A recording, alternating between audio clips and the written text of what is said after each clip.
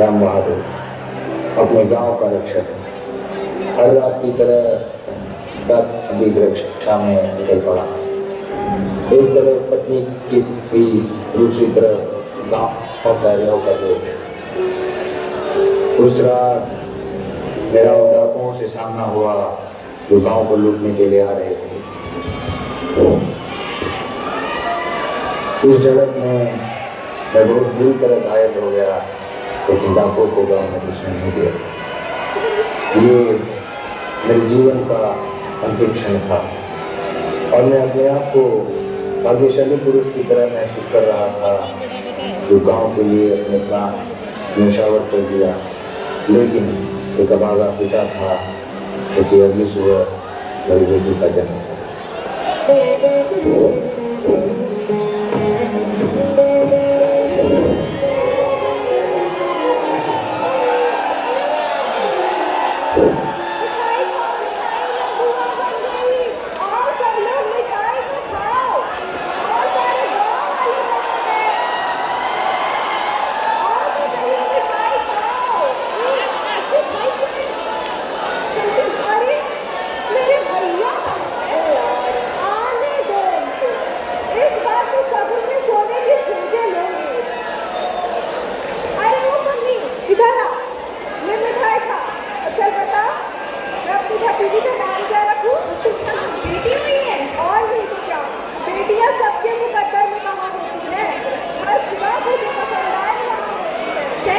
इसी बात में कौन मिठाई खिलाओ?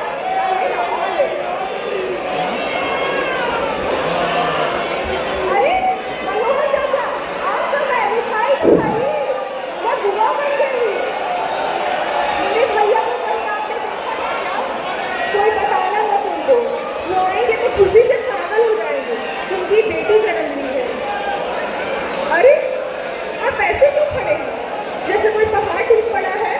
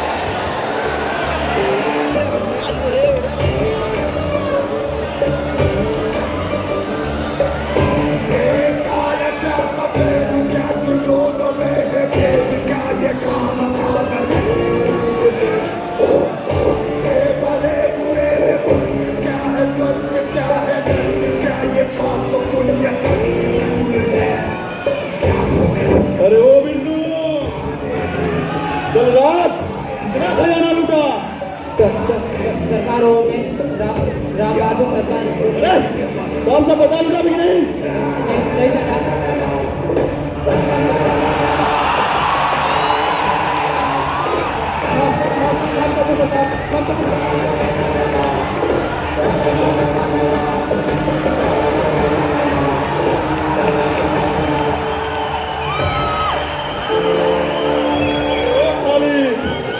कितने आदमी थे?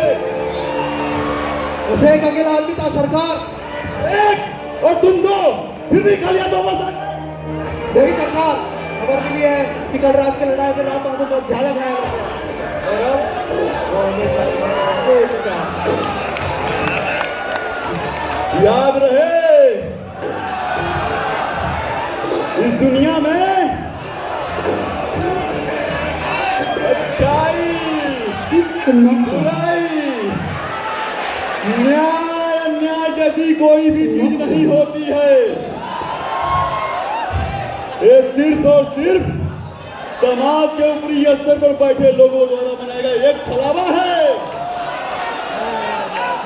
अगर हम इनके तरीके से चलेंगे तो अपनी बाकी पीढ़ियों की तरह हमेशा हमेशा के लिए पीछे रह जाएंगे।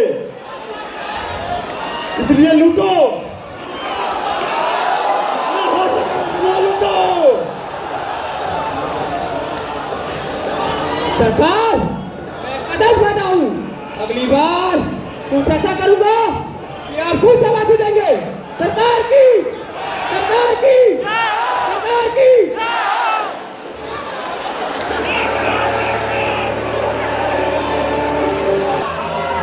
कोई उसे सोना कहकर बुलाता, कोई गुड़िया, और इन्हीं सब के बीच न जाने किसकी बुरी परछाई हृदय पर पड़ गई। लोग जाति और धर्म के नाम पर आपस में लड़ने लगे।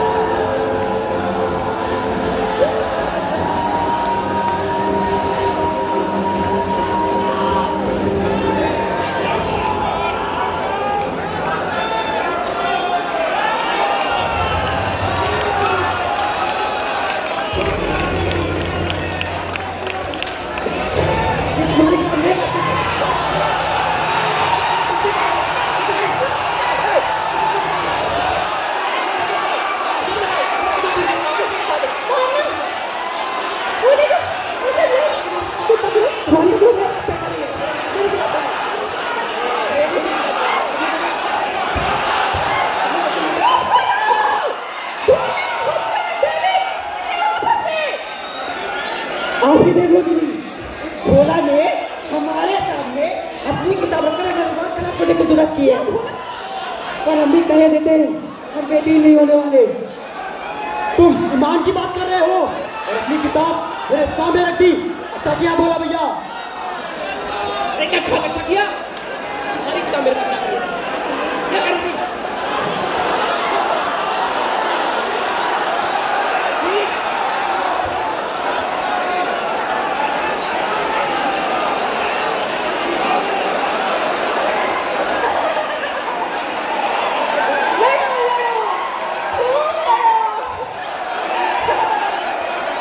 तुम लोग एक शतरंज के प्यादे हो, प्यादे।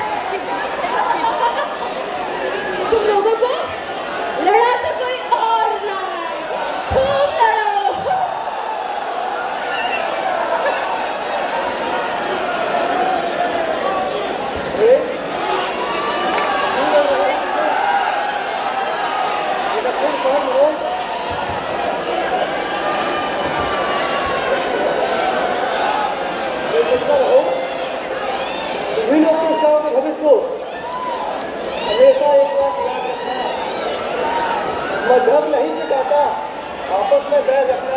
हाँ, इन्हें कुछ फर्क नहीं पड़ने वाला चाचा। इन्हें तो इस बात का जरा सा भी एहसास नहीं है कि इन सब की हिफाजत के लिए राम बहादुर भैया अपनी अंतिम सांस तक डटे रहे। और सुधा भाभी, वो तो अपना मानसिक संतुलन तक खो बैठी है और ये सब आपस में ही लड़ रहे हैं। हाँ, सच कहूँ तो इस गाँव को एक दूसरे की जरूरत है, जो गाँव की देखभाल करे, हर समस्या पर ध्यान दे। तुम क्या कहती हो भावना बेटा? हाँ तो ठीक है, भावना बनेगी हमारी मुखिया। सही बात है, सही बात है। नहीं, आप सबको पता है कि मेरे घर के हालात कैसे हैं। एक काम करते हैं, वो सप्ताह में गांव में मेला लगने वाला है, वहीं पे मुखिया का चयन हो जाएगा। क्यों मनोहर चाचा? बेटा, बुरा ना मानो तो एक बात कहूँ, अपनी उम्र और गांव के हालात को देखते हुए मैं चाहता हूँ इस सेवा का अवसर एक बार मुझे मिलना चाहिए। देख रहे हैं कैसे चिकनी बाजी करके सबको बेवकूफ बनाया जा रहा है। अरे चुप करो तुम सब, अभी तो एक दूसरे का सर नोचने में पड़े हुए थे। क्यों चुप करे? हम भी तो मुखिया बन सकते हैं। हमारा भोला भी तो मुखिया बन सकता है। हाँ हाँ, और मैं भी तो मुखिया बन सकता हूँ। हाँ तो हो जाए मुकाबला। यदि तुम लोगों के हाथों में गाँव की जिम्मेदारी दे दी जाए तो गाँव सबका निश्चिता। चाचा, उस मुल्क की सरहद को कोई छू नहीं सकता जिस मुल्क की सरहद की निगहबान है आंखें। हर तरह के जज्बात का ऐलान है आंखें, तो ना कभी शबनम कभी तूफान है आंखें। आंखों से बड़ी कोई तराजू नहीं होती, टूटता है बसे जिसमें वो मिजान है आंखें। आंखें ही मिलाती हैं जमाने में दिलों को, अनजान है हम तुम अगर अनजान है आंखें। लब कुछ भी कहे उससे हकीकत नहीं खुलती। इंसान की सच झूठ की पहचान है आंखें। आंखें न झुके तेरी किसी गैर के आगे, दुनिया में मजबूर मेरी जान है। मुल्क की सरहद को कोई छू नहीं